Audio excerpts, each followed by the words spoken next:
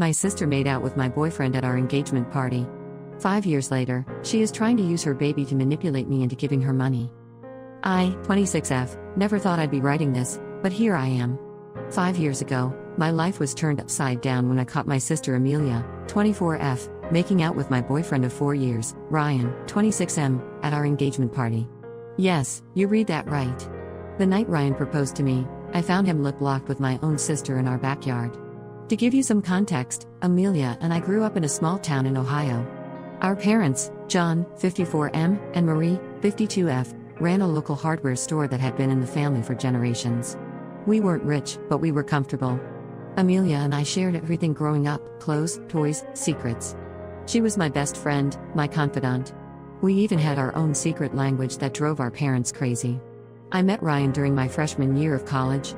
He was this charming, ambitious guy majoring in business. We hit it off immediately.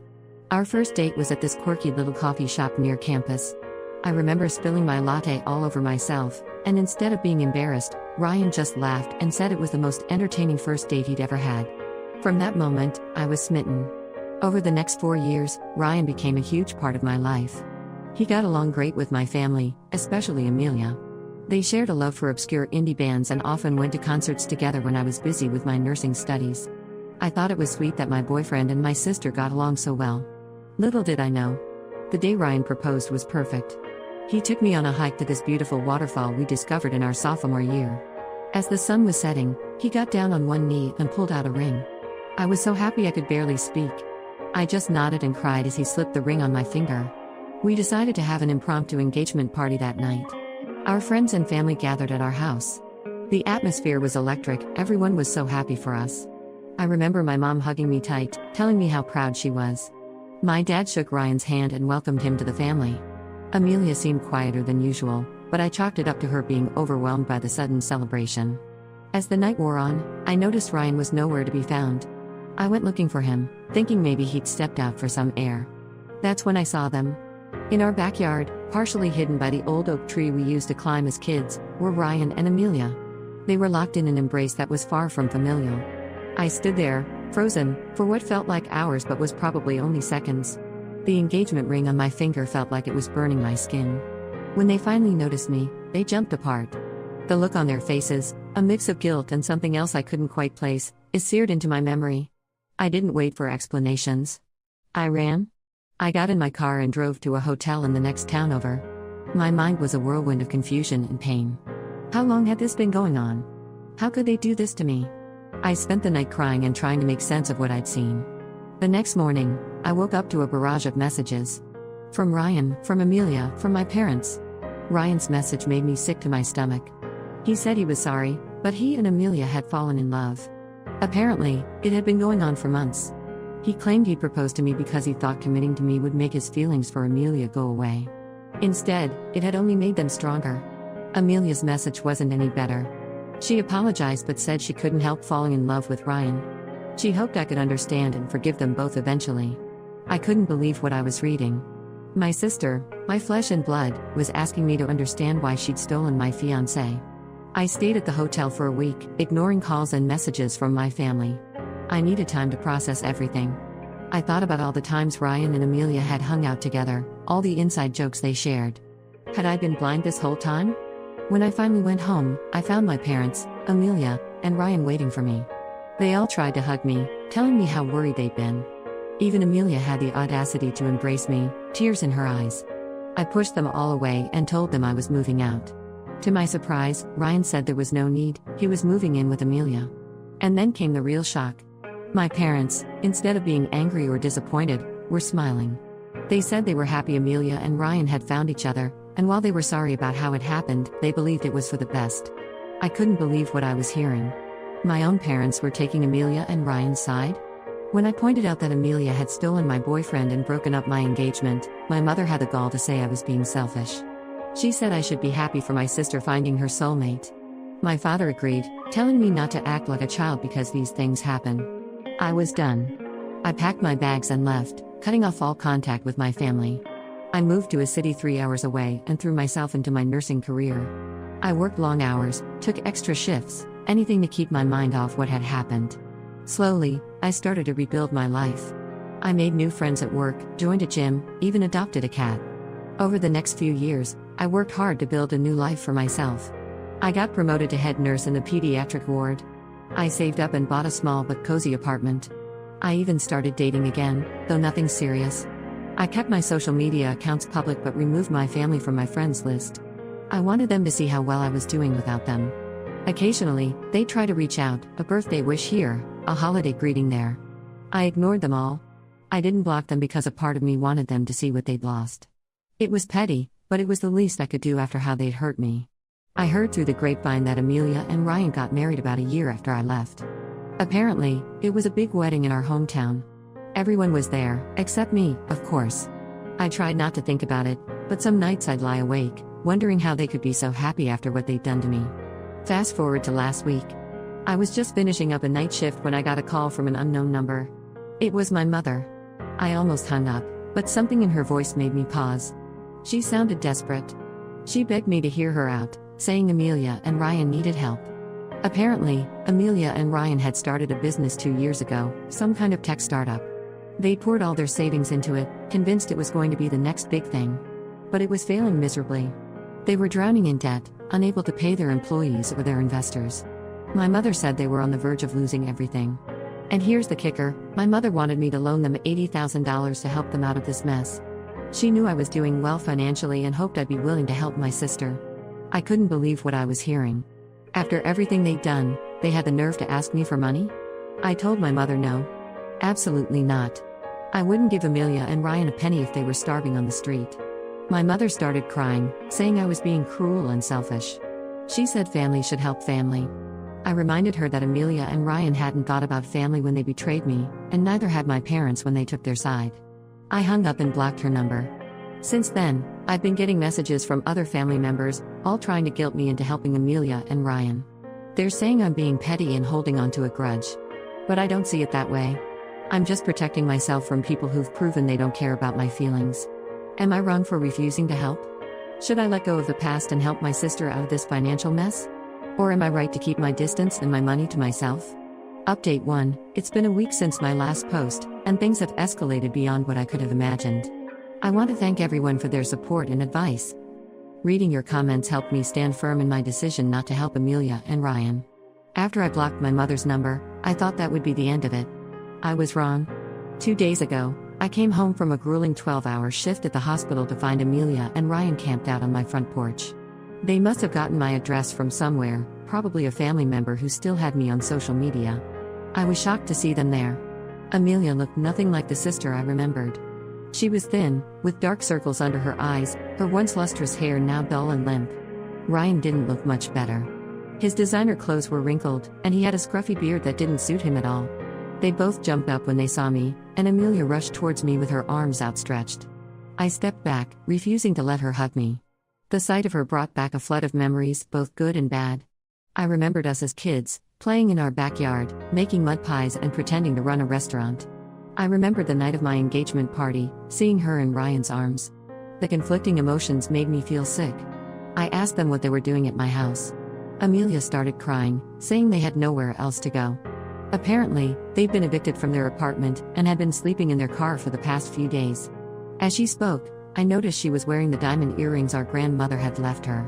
I remembered how proud she'd been to receive them on her 18th birthday. The fact that she still had them made me wonder if things were really as bad as they claimed. Ryan chimed in, saying they'd exhausted all other options. They'd sold everything they could, borrowed from everyone willing to lend them money, and were now at rock bottom. He said they wouldn't have come to me if they weren't desperate. As he spoke, I couldn't help but notice he was still wearing his expensive watch. It was the same one he'd worn when he proposed to me. I stood there, listening to their sob story, and felt nothing. No sympathy, no pity, just a cold indifference. I told them they needed to leave. Amelia begged me to let them stay, just for a few days until they could figure something out. She reminded me of when we were kids, and I'd let her sleep in my bed during thunderstorms because she was afraid. But those memories only served to remind me of how much she'd hurt me. Ryan then had the audacity to suggest that I could invest in their business. He started rambling about market projections and potential returns, sounding more like he was pitching to a venture capitalist than begging his ex-fiancée for money. I almost laughed in his face. I told them that their poor business decisions were not my problem, and I wasn't about to throw good money after bad. Amelia broke down completely at this point. Through her tears, she said she was sorry for what happened 5 years ago. She said she regretted hurting me and wished she could take it all back. She talked about how she'd always looked up to me, how I'd been her role model growing up. She said she knew she'd made a terrible mistake and that losing me as a sister was the worst consequence of her actions. Ryan nodded along, adding that they'd made a terrible mistake. He said he'd realized too late what he'd thrown away, that he'd been young and stupid. He even had the nerve to say that he sometimes wondered what life would have been like if he'd stayed with me. That comment made my blood boil. For a moment, I almost felt a twinge of sympathy. I remembered the good times we'd had, the dreams we'd shared. But then I remembered how they'd acted 5 years ago, how my parents had supported them, how they'd all dismissed my pain as childish. That memory steeled my resolve. I told them that their apologies were too little, too late. I said they'd made their choices, and now they had to live with the consequences. I reminded them of how they'd hurt me, how they'd betrayed my trust. I told them about the nights I'd cried myself to sleep, the therapy sessions I'd needed to process their betrayal. I gave them 5 minutes to get off my property before I called the police. They left, but not before Amelia tried one last time to appeal to my sisterly feelings. She said we were family, and family should stick together. She brought up old memories, how we'd sworn to always be there for each other, how we planned to live next door to each other when we grew up. I told her she'd forgotten all that when she decided to betray me. After they left, I sat in my living room for a long time, processing what had just happened. The cat I'd adopted, Mr. Whiskers, curled up in my lap, purring softly. His presence was comforting, a reminder that I'd built a life for myself without them. A part of me felt guilty for turning them away. I thought about how our parents had always taught us to help those in need. But a bigger part felt relieved. I'd stood my ground, protected my boundaries, and refused to be manipulated by their sob story. I'm still processing everything that happened, but I know I made the right decision. I've worked hard to build my life and my financial security. Those long nights at the hospital, the extra shifts, the promotions I'd earned, all of that was mine. I wasn't about to risk that for people who'd proven they don't have my best interests at heart. I've decided to install security cameras around my house, just in case they decide to come back. I'm also considering moving, as I no longer feel safe knowing they know where I live. It's a hassle, but I think it's necessary for my peace of mind. Thank you all again for your support. It means more than you know. Update 2. It's been about 3 weeks since my last update, and I wish I could say things have calmed down, but they haven't. The situation has taken an unexpected turn, and I'm still trying to wrap my head around it all. Last week, I received a letter from a lawyer. At first, I thought it might be related to work, maybe something about a patient's family. But as I read it, my blood ran cold. Amelia and Ryan were threatening to sue me for emotional distress and familial abandonment. They claimed that my refusal to help them in their time of need had caused them severe emotional trauma and financial hardship. I was floored. I couldn't believe they would stoop so low. The letter demanded that I either provide them with financial assistance or face legal action. It was a blatant attempt at extortion, and it made me furious. I thought back to all the times Amelia and I had played court as kids, using our stuffed animals as the jury. Never in my wildest dreams did I imagine we'd end up on opposite sides of a real legal battle. I immediately contacted a lawyer of my own.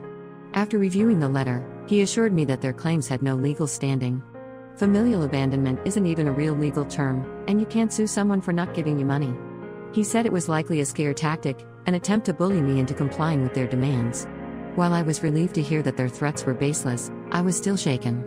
The fact that they would go this far, try to intimidate me with legal action, showed just how desperate and ruthless they'd become. It made me think about how well I really knew them. Had they always been capable of this, or had desperation changed them so fundamentally? My lawyer advised me to send a cease and desist letter, warning them that if they continue to harass me, I would pursue legal action against them for harassment and attempted extortion. We sent the letter, and for a while, things were quiet. I tried to focus on my work, throwing myself into my nursing duties with renewed vigor. The pediatric ward was always busy, and the needs of the sick children helped keep my mind off my own problems.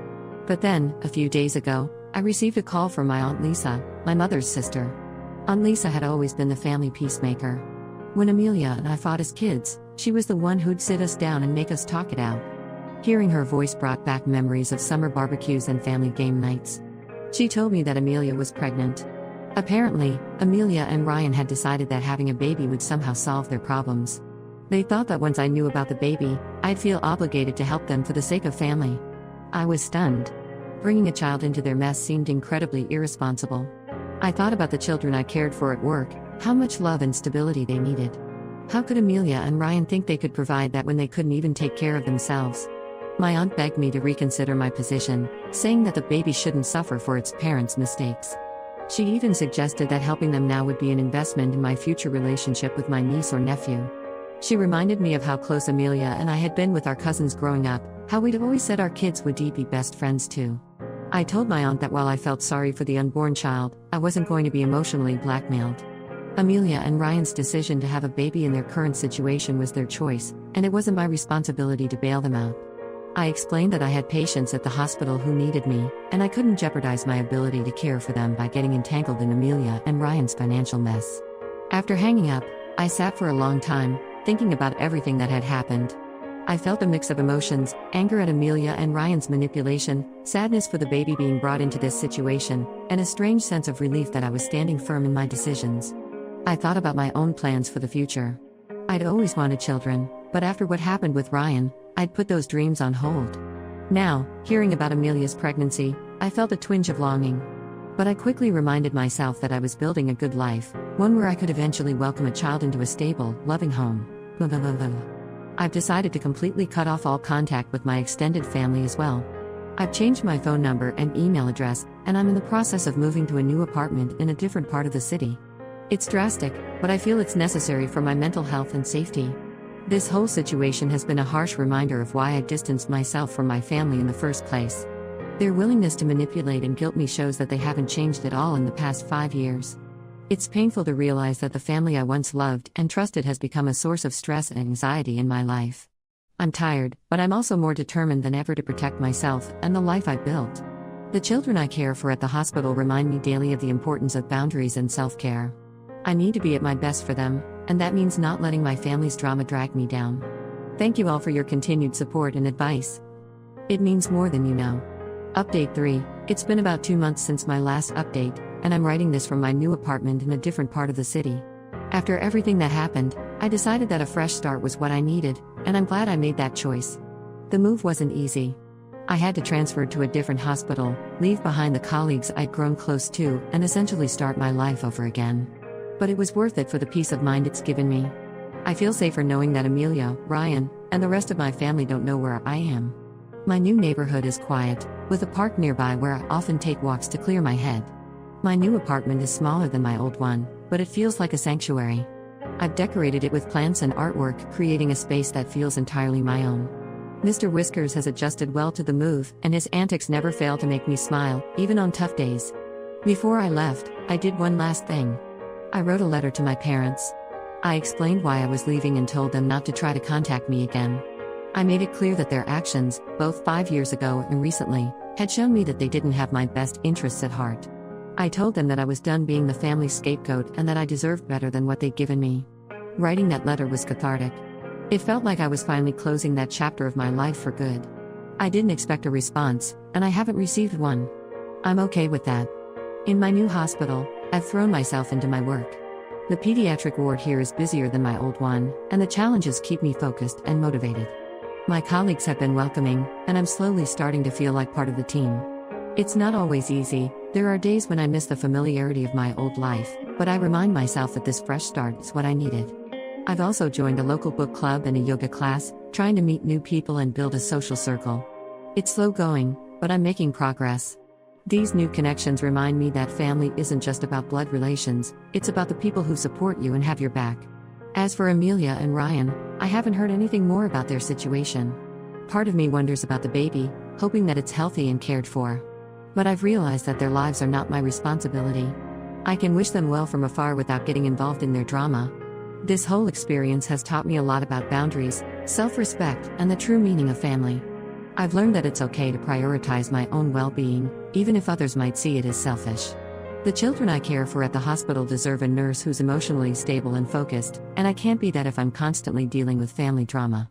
I'm still healing, still learning, but I'm in a much better place now than I was when I first posted here.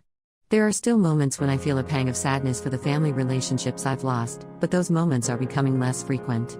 Instead, I'm focusing on building a future that's true to who I am and what I want out of life. Thank you all for your support throughout this journey. Your words of encouragement and advice have been a lifeline during some really dark times. To anyone out there dealing with toxic family members or difficult situations, remember, it's okay to choose yourself. It's okay to walk away from people who hurt you, even if they're family. You deserve peace, respect, and love. Don't let anyone tell you otherwise.